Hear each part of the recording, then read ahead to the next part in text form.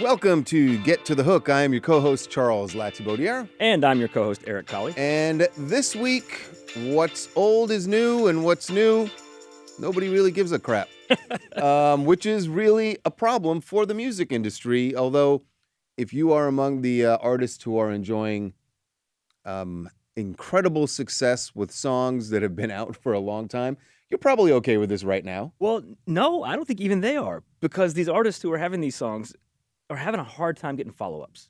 It's good for the moment, but bad for a career. Right. So let's all right. Let's give them some examples. I got some numbers for you. Because it's all over the charts right now.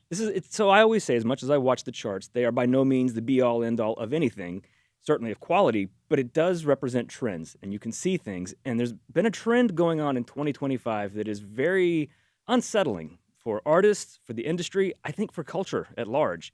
People are not connecting in a big way with new songs and new artists this year. So let's play the song that I think, if this trend gets worse, this song will be the poster child of this. You've heard it a bajillion trillion times, and apparently you're not tired of hearing it yet. By the way, a great song. A great song. I love the song. I love the artist. That's why I'm annoyed by this. This is Teddy Swim's Lose Control. You know I lose control when you're not next to me. I mean, it's a great, every time I hear the song, I'm like, I love it. It's great. I love the song, but it needs to go away. People need to let go. So I got some numbers here for you. Let it go. I got some stats for you to break this all down, and this will make your jaw drop. So Lose Control came out in 2023. Took a while to catch on because he was a new artist. Sure. Finally, once it took off, it got big in a big way, hit number 1 in spring of 2024. It's in the top 10 this week. It's in the top 10?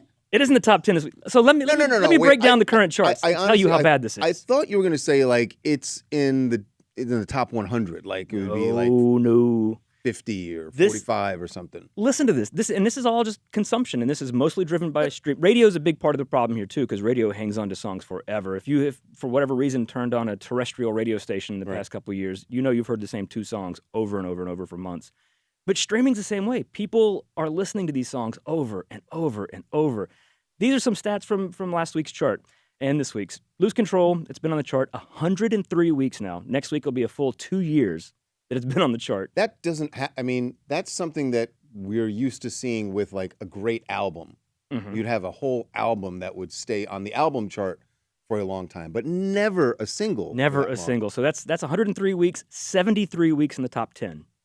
Still there. That has to be a record. Oh, that's by far the record. The second place longest running top 10 is right behind it on the charts. Shaboozie's A Bar Song, 69 weeks on the chart, still in the top 10.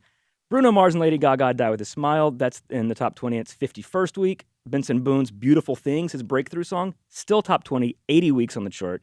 Chappell Roan, Pink Pony Club, top 20, 60 weeks. Post Malone and Morgan Wallen, remember I had some help from last summer, the song of the summer last year? Top 20, 65 weeks in. Billie Eilish, Birds of a Feather, that song, still in the top 25, 64 weeks on the chart. So this is why this is so interesting, because I was just having this conversation with my brother-in-law about the song of the summer.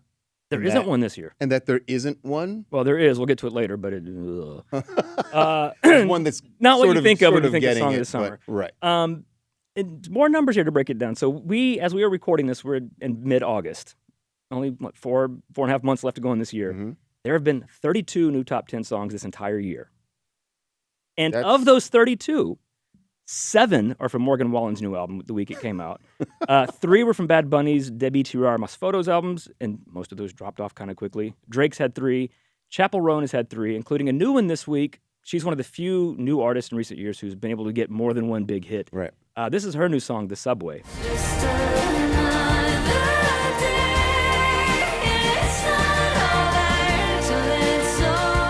Although I bet you within 2 or 3 weeks that song will be below Pink Pony Club. Right. But so between Morgan Wallen, Bad Bunny, Drake, and Chappell Roan, that is half of the new top 10 songs this year.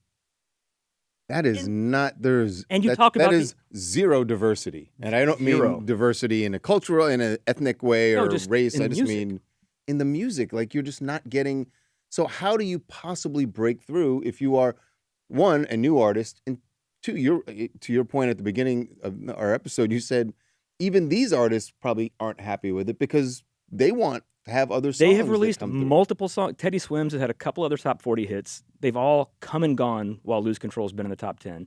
He did his album, I've Tried Everything But Therapy Part 1, which had Lose Control. Then he released Part 2, had the song Bad Dreams. He did the complete Part 1 and 2 with new songs on it. And it's been successful to some extent, but it has always been in the shadow of Lose Control. Overshadowed. Shabuzi's song Good News is top 20 this week. It will be off the charts before a bar song is, most likely. Benson Boone, his album American Heart, had 2 songs make the top 20. Neither one of them was ever higher than Beautiful Things. They are like being held hostage by their breakthrough songs. So this is, to put it in terms of someone of maybe my age.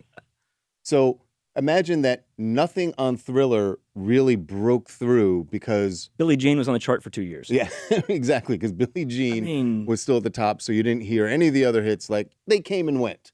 Like, imagine if the rest of the giant hits on Thriller just came and went. And it would have been different had streaming existed then, because remember, streaming measures how much you listen to a song. Back in the day, if you bought Thriller and listened to it 1,000 times, it only counted one time as far as charts and stuff go. And the culture could move along because, okay, listen to that at home, but... Then people were going to go out and buy, like, something else that... When I was young, like, as kids, we didn't listen to the same songs for 2 years in a row. No. You moved on. But also because artists... Well, I shouldn't even say that because I was going to say because artists put out new content, but these artists are putting out new content. They are. Just so we talk about this, that Billboard has over its existence has changed the way it measures hits for many times, right? So is the problem here that they are weighting streaming too much? That they've got to... No, but they should because one, that's where there's 3 components. There's streaming is the major component, and that is how people listen to music now. It should be the main metric here. Radio airplay, people don't listen to the radio as much as they used to, and radio is just as bad. And then you got sales, and the only people who buy stuff anymore are the fans who cause a song to debut high and then drop off in 2 weeks. So they've got to... It's the audience. It's the people just keep listening. And in the singles chart is one thing. So like you said, the album chart. We're used to blockbuster albums spinning a long time. Last week's album chart, on the Billboard 200, 57, over a quarter of the top 200 albums have been on the chart for more than 300 weeks. And several of them are well over 6, 7, 800 weeks. Of the top the Hot 200 have been on the album chart for more than 300 weeks? It's about 6 years. And it's just sad. And the thing is, like you said, it's not that people aren't releasing new stuff. It's just not connecting for some reason. Playboi Carti dropped his new album. It was big the first week, and then it kind of fell off. Renee Rapp, the pop star, just released her new album, debuted top 5. So she could be like a breakout artist this year, but she's just getting swallowed by this old stuff. Another big one, rock was having a resurgence this year. We talked about the band Sleep Token, had a #1 album. Turnstile, have you ever heard of them? They are... Critics call them like hardcore or punk with some pop elements. Fans of hardcore and punk just call them that sellout pop band. That's how it always goes. Right. Their album Glow On in 2021 built a lot of hype, got a lot of good critical notices. They built a fan base. They released a new album this year. Sounds great. Critics loved it. Debuted top 10. And it's already below Fleetwood Mac and Queen and Elton John's greatest hits. This is a little bit of the title song from their album. This is Never Enough.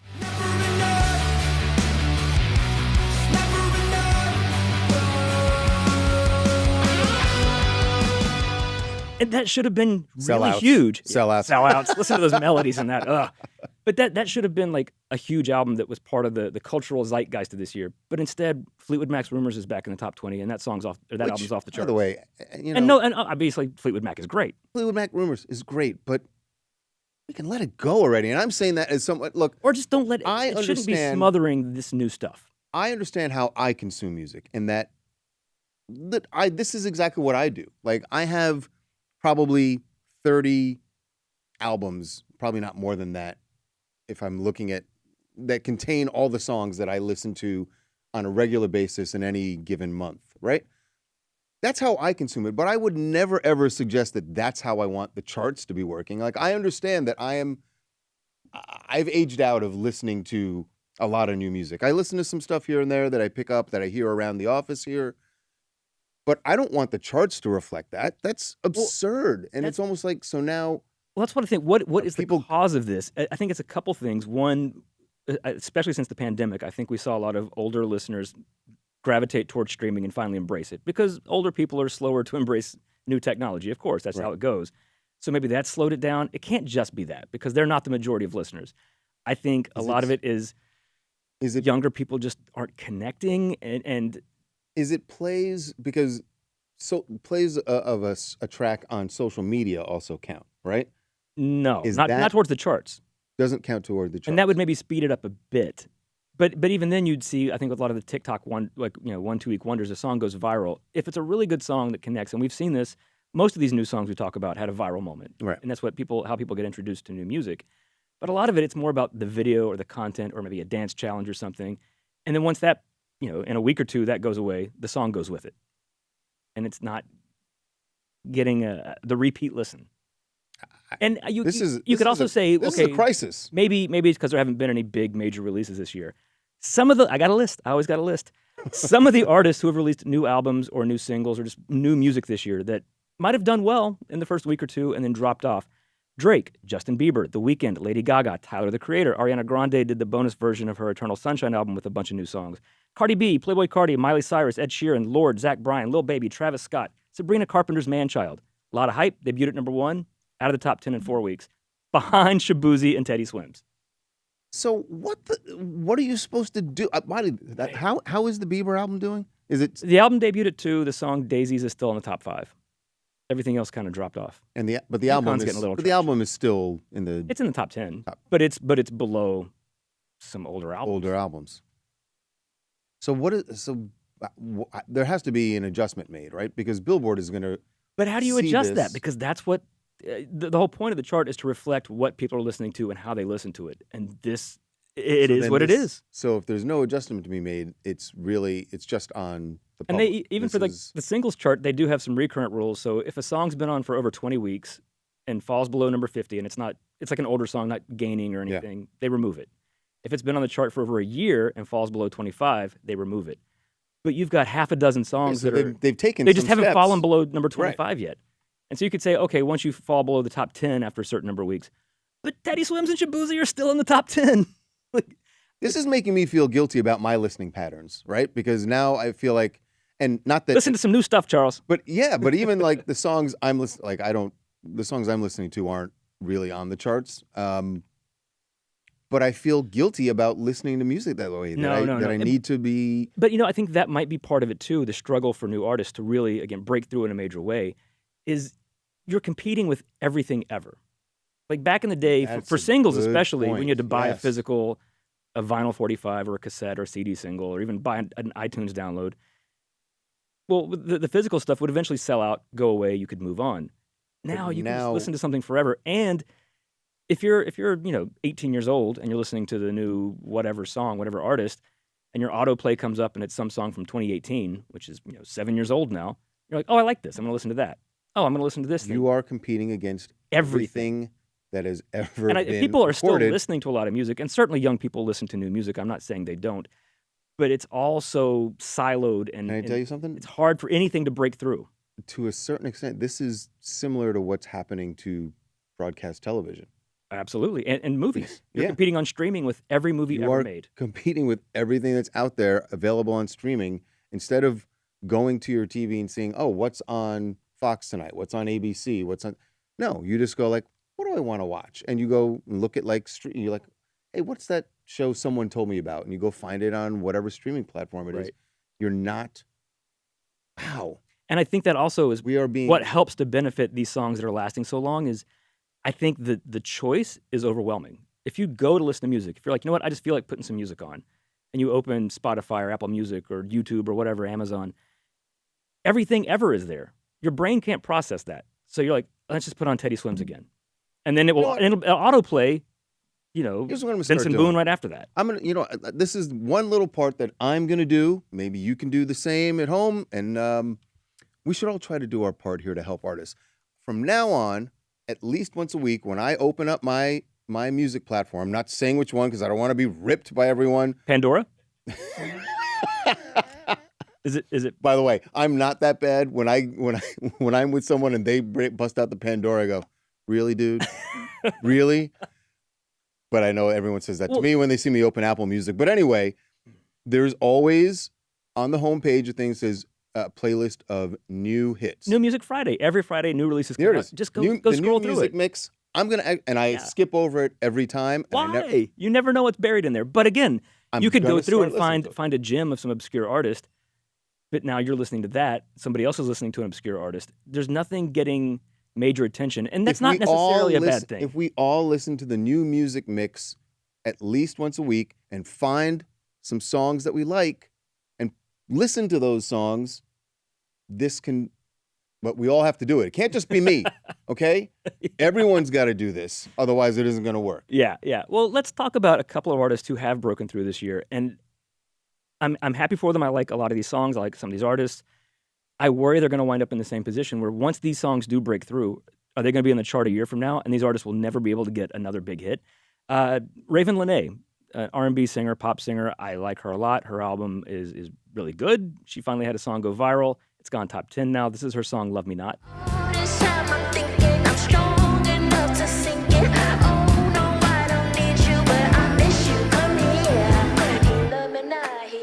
And her album's good. There could be plenty of potential follow-ups. She's built a career for herself over the last decade. She opened for SZA, Renee Rapp, Sabrina Carpenter. She's putting the work in. She's got the songs.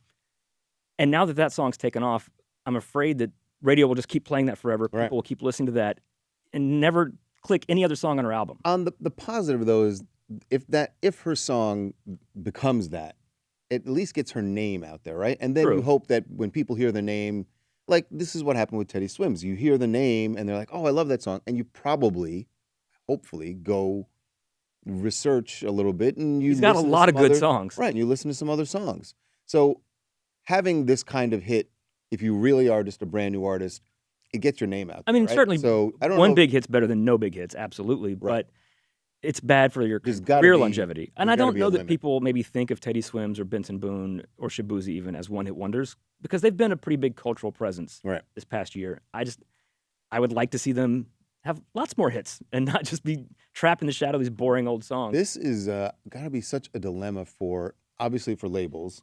I don't know if they like this or not because think of like Teddy Swims. It makes it impossible. They're making a ton of money off old songs they have to do no promotion for. They have to do no work for. The song's just passively generating income.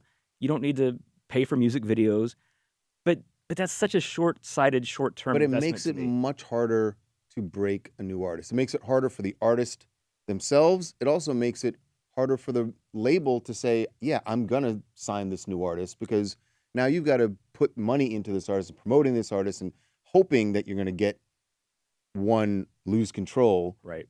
That you're probably not going to, and you're up against. You don't even have to be that big. You could be small. You don't have to have top 40 hits to be a profitable artist, certainly. But it's harder to get out and tour if people don't know who you are. Like when I was in when I went to Summerfest in Milwaukee early in the summer, there was a young artist I'd never heard of, but I watched her performance named Xynadelphia. Mm-hmm. Had a good sound, a pop sound, not unlike I don't know, pick any flavor of the week, whatever. Yeah, whoever. I'm not saying it was like groundbreaking, but she had a really good voice and a decent sound. And I thought, I'm gonna her name stands out, and I was like, I could see a song breaking, but when you're up against songs from 2 years ago, I don't know how the familiarity as a new artist you break through that. Right, and it's two artists who have been building a lot of hype for the last few years. A country artist and a rapper who came together, and this song was a hit, debuted at 4. Bailey Zimmerman has been kind of vaguely Morgan Wallen-ish, and he's had a couple big hits, still building to that like A-list tier of star. Big X the Plug is a rapper who's had a lot of underground hype, started to cross over. He's become a big deal. They teamed up. They had a top 5 hit with this song earlier this year. This is All the Way. If you're gonna leave me, baby, go and leave me all the way. If you say that you done it, no take back. Said you fell out of love and I hate that. And so that song arrived with all this hype, and it debuted big. It's like, okay, we're getting some new artists, we're getting some new sounds, and it's still doing well. Like the song has held up all right, but within a few weeks, it was below these other old songs again. Right. So all these new songs are kind of accumulating at the bottom, while this old stuff is just sitting at the top. So maybe what Billboard has to do is readjust its. What you're saying, if it's been there, if it dips below. I think the UK 50? charts do a thing where after a song is peaked after like 3 weeks or something of like decreasing points, they start every week cutting the points in half. until eventually it just drops off. Yeah, I mean, you got to do something to But if force that's what people these are listening songs to, but you know, and again, charts don't. I'm not gonna say they don't matter, but they're not the be all end all of anything. But for an artist to say, "Oh, I have the number one song," that's a big deal, right? And that can help get you booked on the Grammys. This next artist is a perfect example of that. He was a YouTuber, TikToker. We talked about him on our Gen Z episode. His song spent 9 weeks at number one, still number two. This is Alex Warren and Ordinary. Angels up in the clouds are jealous knowing we found something so wild. We'll be ordinary. You got me kissing the ground. We'll be sanctuary. Having that kind of success builds its own momentum. That song, when did that one come out? Not that long ago, but I don't doubt that a year from now it'll still be in the top 10. And he's released 3 singles since and an album, and they've debuted high, dropped off. This makes me want to listen. He's in the shadow of this song. This makes me want to listen to Ryan Seacrest. Because I want, like, how is he? They have to be addressing this when they actually do. They just the do countdown show, right? His chart's just based off top 40 radio airplay, which is still very slow. Only radio airplay. Yeah, Oh, they don't factor in streaming at all. oh, so they're not. So if you listen to that, you're not dealing with the same. But you're missing a lot of huge songs, Billboard. Right? Right. Like Morgan Wallen has so many hits right now, but if you listen to Ryan Seacrest, you won't hear any of them because pop radio is not playing him. Got it. Not like he's streaming. Well, the biggest, sadly, the biggest breakout moment of this year, and this new chart just came out. This song just hit number one this week. It's from K-pop Demon Hunters. Here's Huntrix Golden.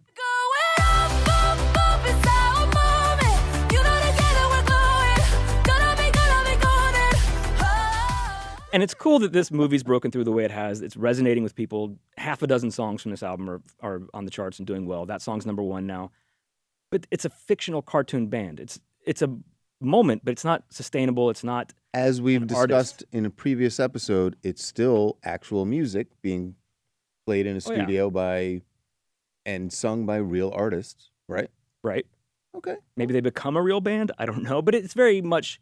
It's not even that they're cartoon characters because there are real singers, obviously. But it's tied into the virality of that movie. That movie's huge on Netflix. Yeah. Without when the movie's gone, and I'm sure they'll do a sequel, and I'm sure they'll do another soundtrack. It's been too successful. Definitely going to. But it's not an artist that's going to be long term. So, shaping culture and I gotta check this now because the future. Before we came in to record, I played a little bit of that song at my desk, and without prompt, without me saying anything, I had my speaker up a little too loud, I guess, and immediately Lucas in our office, his hands just went straight up, and he was like, and then he turned around and ripped off a bunch of facts to me about the woman who is the lead singer. Yeah, EJAE. Let's see what Lucas. Well, it's two women from South Korea and a woman from New Jersey are the 3 singers. Yes. There's Ray Ami. I'm probably mispronouncing the names. So I think that's the one who's Ray is REI. He was going on and on about Ray. Lucas loves K-pop. Particularly, he likes the K-pop girl groups. Yes, it's kind of his jam. It's kind of his thing. He also I never hear him talk about ENHYPEN or Twice or Tomorrow by Together or any of the other big K-pop boy bands. It's always Blackpink and. He's part of the problem. He's probably part of the problem, I think. He also sent me the reviews for the movie. Wanted to make sure I knew that the movie got 97% on. Is he trying to get you to watch it? I don't think you would enjoy it. Yes, he told me I need to watch a movie, and I thought I should. I mean, but again, that's what I'm talking about. Like, I'm not saying every artist has to be a big pop star, crossover, whatever. Having little obscure indie favorite bands, small bands that you can go see in a club, I love that. But I think you need these cultural. I know we talk about like the monoculture's dead now. Everybody's off in their own little worlds. But you need those things that we all connect on, whether you like it or not. Just you've heard of it, you have an opinion on it, and as you get older, and we know this, those are the things that kind of bind you to people your age. You're like, oh, remember this? Like, yeah. I watched it this week in our office when the Jonas Brothers started their 20th anniversary tour and brought out. All the 30-year-old women were like, oh my God, Demi Lovato is back with the Jonas Brothers, and Jesse McCartney came out. And they all went back to that period. And that's not our era of nostalgia, but it's cool to see that for them. Like, you should have that. Yeah, you definitely should have that. And that's why I worry, like, when we have these songs that are lasting 1, 2, 3 years. You're going to have less and less of that. Yeah. You're going to have less and less of that. Oh, by the way, I just want to be clear. What Lucas sent me was a notification that K-Pop Demon Hunters, a sing-along event is coming because it's going to be in theaters. They're putting it in theaters, right? Later this month. I'm surprised it took so long to get to this because a musical movie like that going to a theater and singing along with other people is half the joy. That's why like Rocky Horror Picture Show and Grease and all those kind of things do well, because people love going, again, having that communal experience. It elevates it. And if you go to something like that you're not even a fan of, you learn to appreciate it. Yeah, it's like seeing an artist live. In context, you're like, oh, this is actually way better than I thought, just skipping through tracks on my morning commute on a streaming platform. You don't connect with it that way. And maybe people aren't. You hear that, Pandora? You got to serve me some new music. I mean, you still have Columbia House, so I don't know. That's where you get your new music. I definitely have Columbia House CDs in my garage, no doubt. And I've seen people also, like chart nerds being like, oh, God, I hope Taylor releases an album and washes all these old songs away. But you also can't do that either. You can't just rely on Taylor Swift and Morgan Wallen to come along and bump stuff off with forgettable album tracks that will be gone and even next week themselves. They bump them, they bump them up, but then they're going to be gone. Like, where is the... I mean, that's what's interesting. These songs that we talked about that have lasted so long are not from, how do I say, like established. They're not from superstars. Yeah, most of them. I mean, Bruno Mars and Lady Gaga, kind of. But yeah, that was the thing last year. Remember, we talked about this on the Grammy episode. So that's a good thing, The Best right? New Artist Grammy category last year was amazing. Chappell Roan won. Shabuzi was nominated. Teddy Swims, Doechii, who's had a great year. Benson Boone. All these breakthrough artists. And you thought, oh, this is the new wave of big artists. And you need that. And now they're all still stuck on those same songs that were at the Grammys, and new artists are struggling. Who are the best new artist nominees for this year? But can't you look at this and say that, look, those people we're talking about, they are relatively new artists. Right. So this is, in some ways, a good thing? I mean, because you don't have a Taylor... It'd be one thing if a Taylor Swift song and a Morgan Wallen song and a Drake song, those were the things dominating for 3 years. Right. That's not the case. So it is good. Something is working, right? I mean... But was last year a fluke? Is this going to be the new normal going forward? Is maybe 2 or 3 artists a year break through and have one song that lasts for years? It does. That's not great. That's not great, but it does seem like that is what's going to happen. Right. Because like I said, Teddy Swims and Benson Boone should have 3 or 4 top 10 hits by now, and they still just have one because they can't get past those songs. New music mix, here I Honestly, come. I mean, I know the artists don't have that say, and maybe this would be stupid. Like, if I was them, I would be like, remove that song from the platforms just for like 6 months. Yeah. Force people to stop listening to it. If they search for me, they'll find something else. And they'll else. find one of my new songs. Right. So we teased this a little earlier. Because of this phenomenon where you don't get new songs, there doesn't feel like there is a song of the summer this year because we're being dominated by songs that are so old. So one of the few breakthrough songs this year is "Ordinary" by Alex Warren. It's been number one for 9 weeks. It's been huge this summer. Billboard has a Songs of the Summer chart that is number one. That's not really a fun song of the summer. Huntrix probably is more fun, but it came a little bit later in the summer. But yeah, mostly people are still listening to the stuff from last summer. So, we still got. When do they officially declare Song of the Summer? Labor Day. Not much time left. So, K-pop Demon Hunters. Yeah, they're in the running. You got to say if they stay at number one for the next 4 weeks, they're not going to get past Alex Warren at this point. It's kind of locked in. By the way, on the new music mix this particular week, Daniel Caesar, an artist I love, very talented. Aaliyah. Oh, Aaliyah and don't Tank. Don't listen to it. It's listen to it, but Layla Hathaway, Raheem DeVaughn. Mm-hmm. Well, you're finding all the new old artists. Yeah. It's Thomas Rhett. Sometimes if you just put like those new music playlists on a Christian Friday, Yearwood. skip some stuff, but you'll find an artist you've never heard of, somebody you would never seek out, and you might be like, oh, this is actually really awesome. I'm going to add this to my favorites list. You know what? I'm going to try out this Gary Barlow guy. He was the lead singer of Take That with Robbie Williams. Real? Okay. Gary Barlow has a new song. Oh my gosh! Is there anybody actually new on here? I'm gonna have to help you with this. Sticks. Oh my what god! What the? Yeah, they released a new album. Maybe it's my platform. I think it's algorithms, man. It's messed us all up. That's the problem. All right, well, everybody, you have a homework assignment. You've got to listen to new music. Find new tracks, not the same sort of new track. Even just favorite artist. If it's an artist you've been playing the same song from, just try a different song. Yeah. Try one that you don't know. Exactly. And that way we can all flip this around. No, we're not. We're doomed. That's going to do it for us. We'll see you next time on Get to the Hook.